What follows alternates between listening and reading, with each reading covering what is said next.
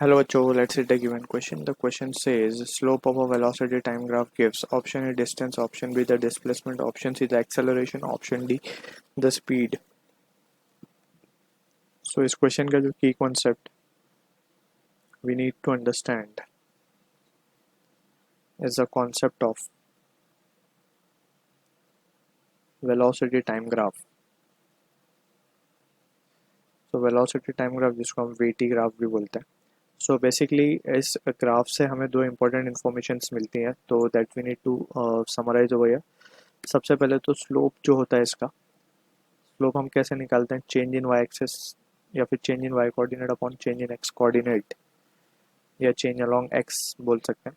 That is how we calculate the slope. तो slope देता है हमें इसका एक्सेलरेशन. क्यों एक्सेलरेशन देता है? बिकॉज हमें पता है कि acceleration is defined as the change in velocity upon change in time. इसको हम आगे पूरा समझेंगे. सेकेंड इंपॉर्टेंट इंफॉर्मेशन अगर हम बात करें, so area under VT graph जो देता है हमें, वो देता है डिस्प्लेसमेंट. ठीक है, तो इसको अब हम यहाँ पे समझते हैं ग्राफ के जरिए. Let's suppose this is our VT graph. ये टाइम एक्सेस है, ये वेलोसिटी एक्सेस है. ठीक है, अगर हमारे पास कोई इस तरीके से एक ग्राफ है, तो यहाँ पे हम देख सकते हैं,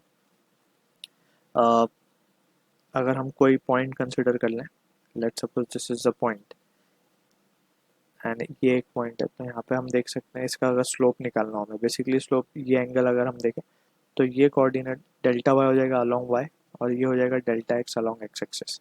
ठीक है, तो डेल्टा वाई क्या आएगा?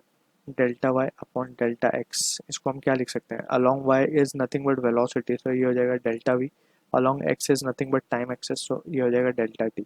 so delta v upon delta t, change in velocity with respect to change in time is what? Acceleration.